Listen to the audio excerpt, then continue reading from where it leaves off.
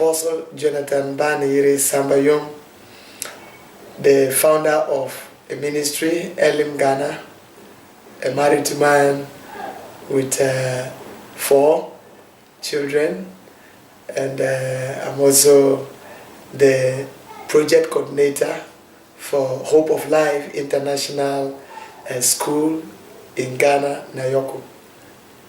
The project really started in 2010. It's about 5 years now. We started it in a very humble way in somebody's house where we rented, and we were actually caring for the children. So that is 5 years ago, 2010.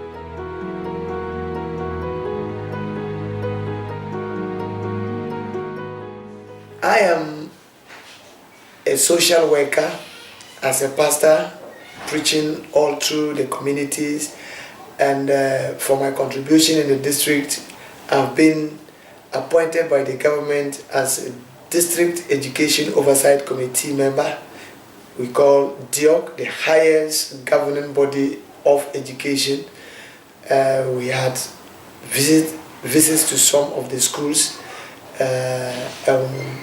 I really had my background, personally, my personal background and experience has been an orphan, having been adopted by a pastor also. I've been nurtured and brought up. So that really was my passion, and that was my motivation. Having learned the problems in Nayoko, an epidemic that really led to many deaths, leaving many orphans. The children really were helpless and very needy. Some were sick. Many of them were dying because the care was not there, health reasons. So I was really motivated by this to get the project started so that we could, out of love and passion, give them support and then put smiles. And that led to the name of the project, Hope of Life International Orphanage. We started with the care for the orphans, and just to give them a meal a day, and also supplemented for some of them feeding at their homes. But at a point, with the discussion and the effort of volunteers who were coming, we felt there was a need for us to go a second or extra step in helping them, give them a sustainable future. Because if you teach somebody to fish, it's better than give somebody fish. If you give somebody fish, he finishes it, and that is all you'll be expecting for another fish. So we wanted to give them education so that it will be sustainable for their future, and that would help them to be self-reliant, self-dependent, self-supporting.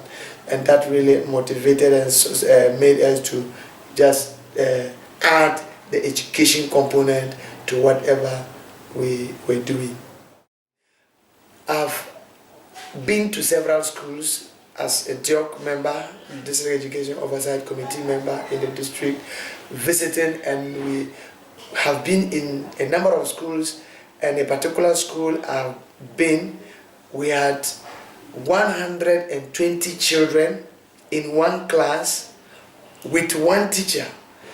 And as we were visiting to assess the performance of schools, we realized the children in such classes and schools could not read, could not write, could not speak English.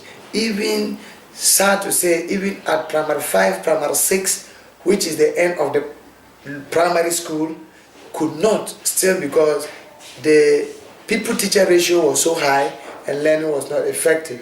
Efforts were made by individual teachers, but it was virtually impossible for them to have done better than that. So I felt with this school, our children relatively are fewer, they are manageable with all the teachers that are there. It has really made a very great impact on their lives, especially if you come to, you are a witness, my primary 2 now, I see that we are realizing our dream because they can read, they can interact, they can write, which is a very good beginning. So that is why the Hope of Life International School was considered instead of the government schools, not to overcrowd the schools again, but to actually augment government effort by the support and contribution the organization international generally is doing. We really appreciate that effort.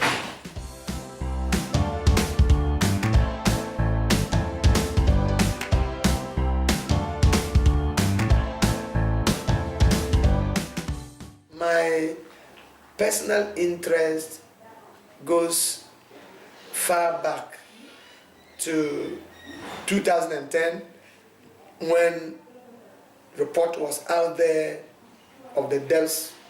That was the frequent, regular, and often we heard people were dying there because of that epidemic, the waterborne disease that really gave them a lot of problems. I was really moved, and taking myself into consideration as an orphan, if I was not an adopted son by my foster parents who nurtured me and brought me up, it means I would have also died like some of them who didn't have care died in that community until the intervention that we came in to keep them.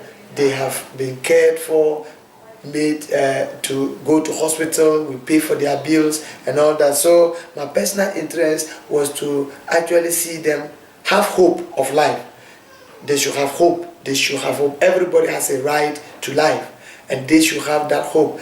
Here, they are so marginalized as orphans. No one will have time for an orphan because our hands are already full. You have many children, polygamous marriages.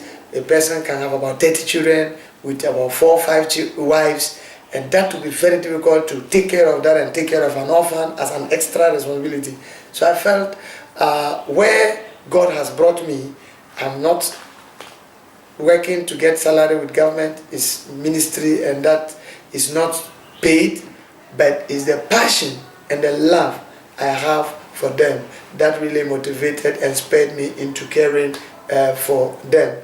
And I really think that the love doesn't end, it continues. Love has no beginning, it has no ending.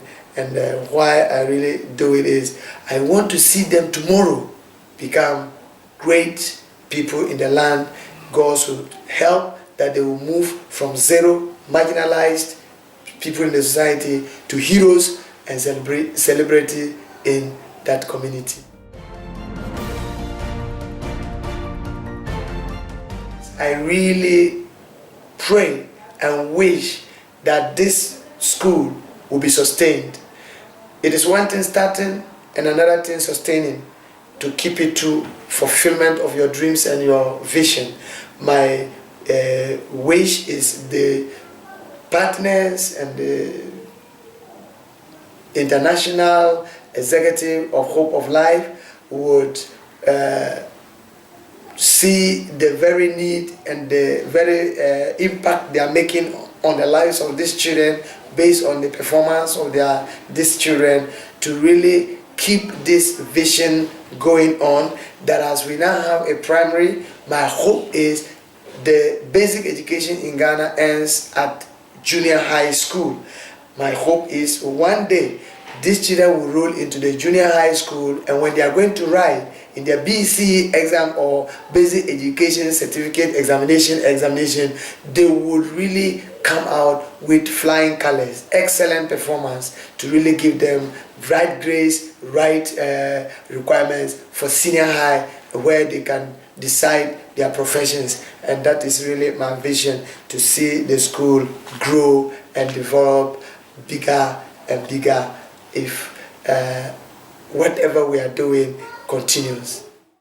I actually seize this opportunity for now to thank the donors who have wholeheartedly, out of empathy and not sympathy, I can just see how they are feeling for this vulnerable orphans, by their support, by their donations, and for your executive. We really owe this organization. Say thank you to every one of you for your support and for your contribution.